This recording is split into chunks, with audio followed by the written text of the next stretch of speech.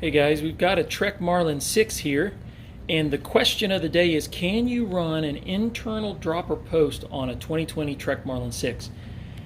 Trek will probably tell you no, but the answer is yes, you can do it. Is it easy? Not really, but at the end of the day, it looks pretty good. So again, this is a 6. If this was a 7, it's got a hole right back here where you can just run the cables through the tube. And that's the weird thing about the Trek Marlin 6. I'll say you've got all these extra holes for running cables through the down tube, and they come out down here in the bottom, which is awesome, but you can't run through here, obviously, unless you cut a hole in the frame, which I'm not going to do. The Marlin 7 has this nice convenient hole. Now, how can you do it on the Marlin 6? I'm going to show you. You obviously have to remove your bottom bracket, and that's probably the biggest pain in the rear, is doing that. So that's, of course, a square taper bottom bracket. The non-drive side is a cup, and I'll just show you the cup right there. This is the drive side. It comes out as a unit. And the secret on the drive side, this is a tool for getting it out. This is a Park tool, and I can show you the number it is on it. It's a, let's see, BBT 32. So that'll get this out. This is a right turn to loosen. So clockwise to loosen on the drive side. So that's a little confusing. But if you look in here, and I'm going to see if I can show you, if we look inside the bottom bracket, you can see there's a hole, a fairly big hole. That is not the hole. Well, we are going to use that hole, but see the two smaller holes? Those two smaller holes are what we're going to fish the cable through, and then we're going to loop it up to that bigger hole, which is going to be in the seat tube. And it can be done tight right on top of this bottom bracket, because there's actually a little gap that lets you do it. So we'll show you what it looks like when it's all done, but the trickiest part is going to be fishing this crazy thing through. So we'll see what we can do here, so stay tuned. Okay guys, so we actually did it, and it only took me maybe like 5 seconds. And what I did was I tried from the top, feeding it down, but again, you can see the hole I had to come through. I just couldn't find it, so I tried for a few seconds. I was like, eh. And so what I did was I went through the bottom, believe it or not. I went up through the bottom, I fed it through all the way up this down tube, and I got it really close to one of these holes, and then I just used a little pick like this. If I can show you my pick here. Where's the pick at? Here it is. I used a little pick like this to kind of grab the inner part of the cable and pull it in line, and then push it through. Again, it's like 5 seconds. So that's the first part. Now again, what you're going to do is we've got to loop it.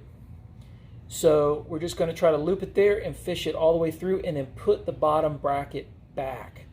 So that's the whole tricky part. And then once everything's back, we can feed the inner metal cable through. So stay tuned.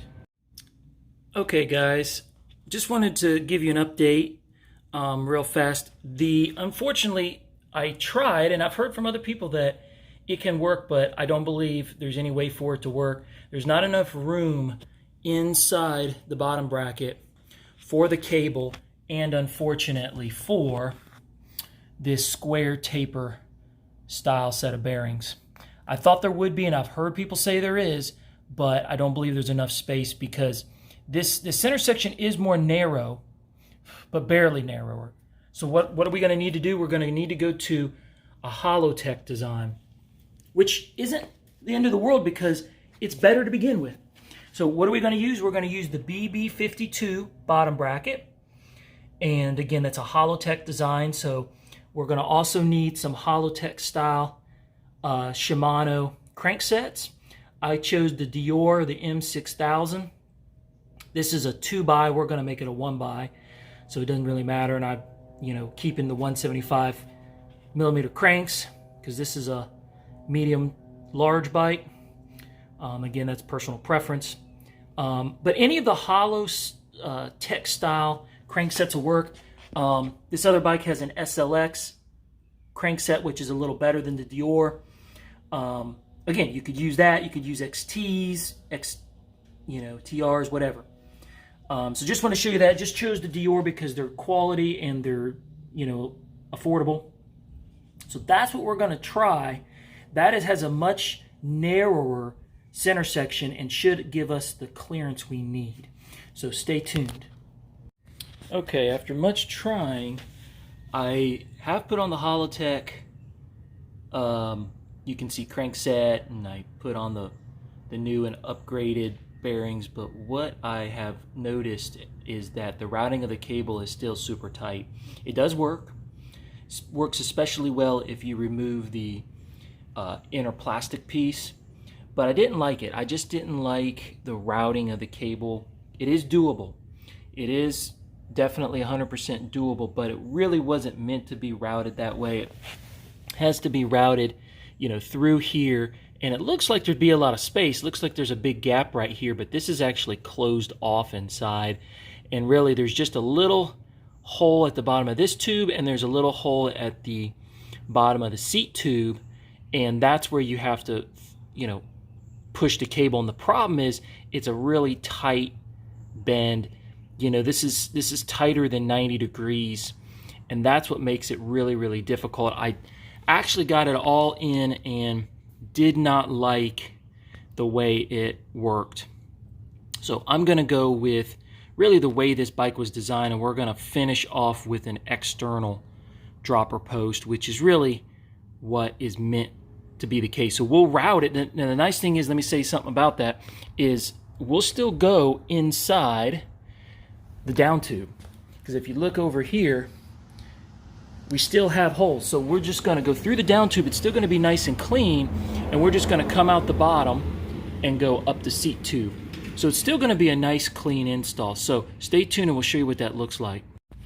Okay guys, I want to show you, I'm putting on an Ascend dropper post. This is an external, I believe it's called a Brand X, and just getting it installed now, and just wanted to show you, you know, the process. It's pretty simple. You take this little cover off right here, and you know, run your cable. Again, like we said, we're going to run it through the down tube, which I've already done, and kind of run it up through the bottom. We'll use some, you know, ties to kind of hold it in place, but I think it's going to be a pretty clean install. But on this particular, you know, model, this goes directly in here without any special adapter or anything like that, and the cover is going to go over the top.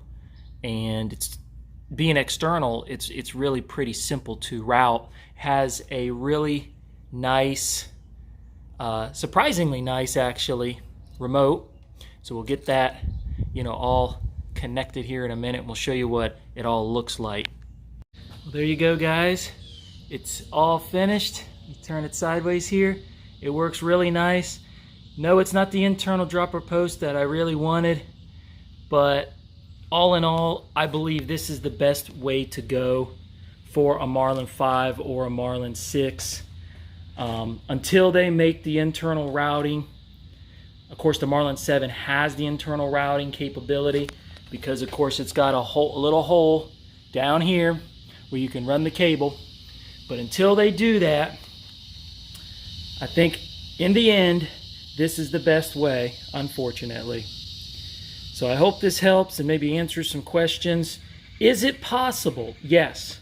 Is it also possible to drill a hole right here and just make your own hole? Yes. But again, you know, you're drilling a hole in the frame, you're voiding warranties, you know, you might be compromising the integrity, who knows? So in the end of the day, I think this is the best way to go. So I hope again it helps. Take care till next time.